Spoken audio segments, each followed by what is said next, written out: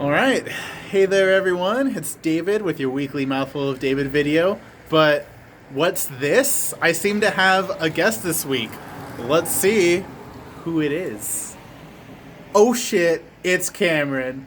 It's my boy. Cameron, what's up? 2/3 of a mouthful of history. You're getting a mouthful of me today as well. So open wide for a big load of history. Enjoy twice the mouthful. So, update with a podcast. 2 weeks ago, we just finished with recording our episode on DNBN Fu. We're going to try to get that out to you as soon as possible. We're still in the fine-tooth combing with editing, but you will love it because we got our regular microphones again. Also, keep your eyes peeled. We got the Russian Revolution coming up. It's going to be a few episodes. So, I hope you love it. We hope you love it. And we're going to go into the history of one of the most provocative revolutions in human history. Yeah, I can't imagine someone not getting upset at our episode about Lenin. You know, whether we say nice things, bad things, things that just have no like moral, attachment to them. It's going to be great and not controversial at all. Not controversial one bit. All right, so with that update out of the way, this week's video is about historical sources and how you can understand or distinguish what is and isn't a reliable source. So we're going to start talking about primary sources. So the first thing, of course, about primary sources is you want to know how close they happen to the actual events that they're covering. By the way, I'm holding up the camera, so I apologize that it's shaken a little. But anyway, what you want to make sure is that there is some way to check that the primary source that you're looking at, and again, a primary source can be a speech, it can be a picture, it can be a video, a meme, it can be just, a number of things, as long as it's something that was quote-unquote there or just about there around the time of the event. Yeah, and you also have to also know when it was written, of course, because something in the past could be a primary source. Like, for example, Cassius Dio. Cassius Dio writes about events that were well before his time, and he also writes about events during the time in which he wrote as well.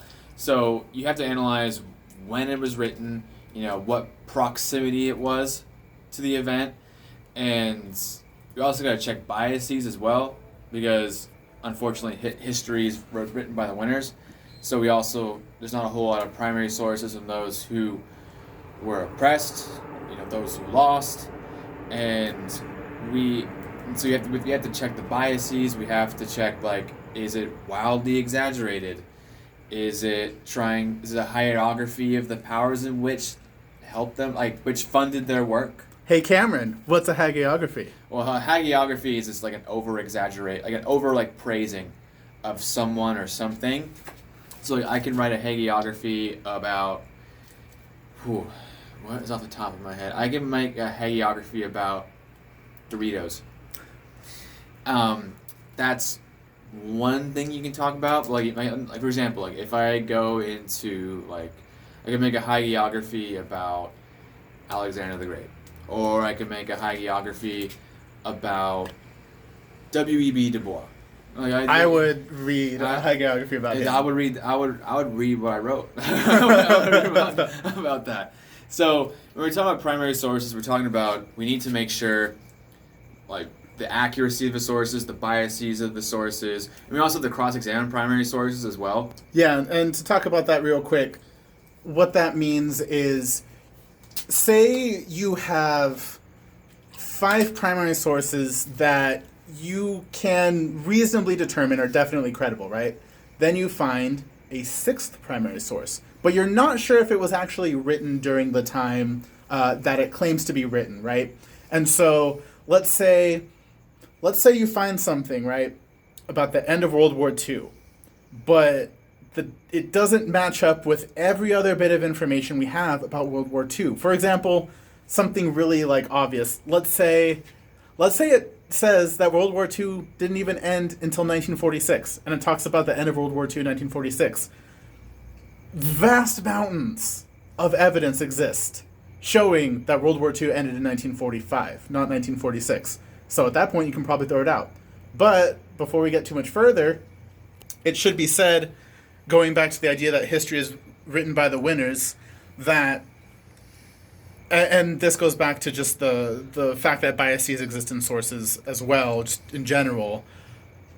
If a perspective is different, it might include different information that might not match up with the general record, but that doesn't mean it's wrong. For example, let's say you have a history of a bunch of different historical sources about how Spanish colonization of the Americas was awesome.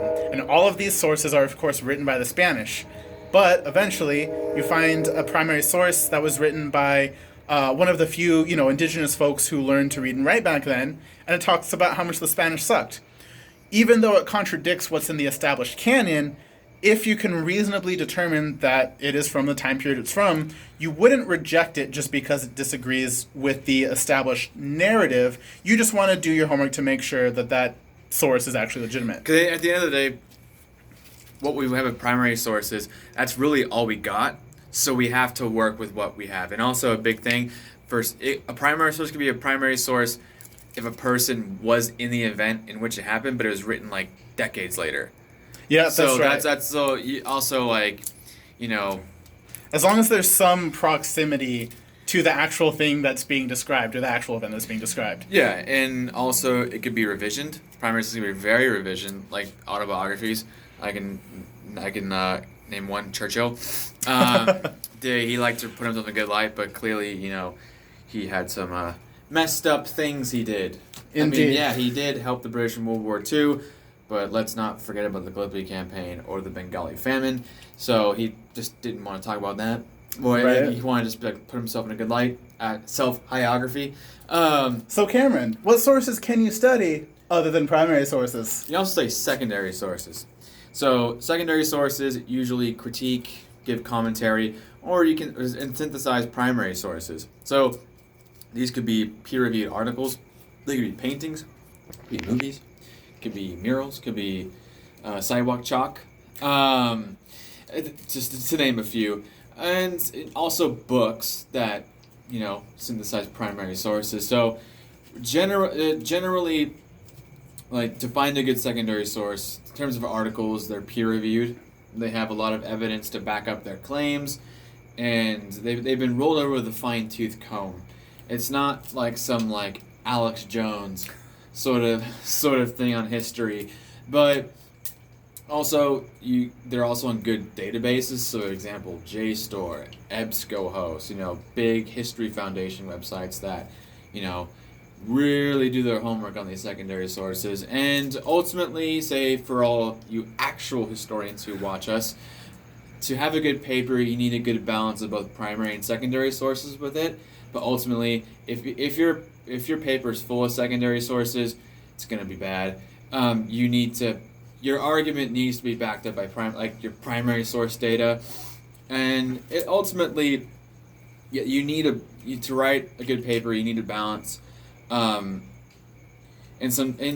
find decent arguments about primary as well. Secondary sources are amazing for that, and that's the world of reading and understanding history, and it's a fun one. It's a fun one if you like to read a lot. And even if you're not a historian or trying to become a historian, definitely still check out a mixture of primary and secondary sources, because they're just gonna really expand your scope of knowledge and understanding of something, right? And so, say you're trying to learn more about MLK, read secondary sources, read books, watch documentaries, but also listen to his speeches, check out pictures, read his letters from jail. Just different things like that. Even video footage of some of his marches and protests, Get to know the guy. Oh, and also a good secondary source is also a well-researched podcast. A well-researched podcast, you say? I mean, if you've gotten this far, you deem us as reliable secondary sources. So, or else we do a podcast on coronavirus and we become primary sources. So, I mean, whatever you want to call it. I mean, a good podcast is a secondary source if we research really well and use secondary literature and primary literature to back everything up. And so the thing with history is that there's so much you can study about. And yeah. I mean, the biggest natural high for us is we get to read like books when during the time in which it happened. So it gives you a window of what life was like. I mean, not 100%, because you have to go through the biases and who wrote it and stuff like that. You know, like but it still gives you that window of a world we'll never fully be able to comprehend. Yeah, it's better than nothing, you know, even if it's not giving you 100% of the picture of what a certain time period was like. You know, studying it and getting even just something of a picture, even if it's by nature going to be foggy and not perfectly accurate, is way better than nothing. You know, don't let perfect be the enemy of good. Yeah, you know, we're never like I just the most important thing is just accepting the reality that nothing's ever going to be 100% in terms of history, but us as historians and those who try to get the information out, we try to be as 100% as possible. Strive for perfection, even if you're never going to reach it. Yeah, strive for perfection. If you're never going to reach it, just try to paint the best picture possible with the data that's given and the arguments in which they are being placed. And using good balance of primary and secondary sources will always be helpful than more helpful than hurtful, really. And just stray away from, you know, outlandish things that have no evidence as well. So you have to put in the research yourself. Like, you got to do the work, y'all. Because us at A Mouthful of History, we want to guide you in the right direction. But ultimately, you got to be the ones to ultimately get there. I mean, or, you know, we'll help you out. We'll definitely do what we can to help you out. We'll do what we can to help you out. So, you know, we want to make here us at A Mouthful of History. We want to make history interesting. We want to make history fun. We want to make history appealing to those the non-historian in your life. Yeah, and you know, thanks for listening, everyone. Keep studying history, but keep also just living a well-rounded life. And we'll catch you next week, if not sooner. Wear your mask. Wear your mask. Wear your mask.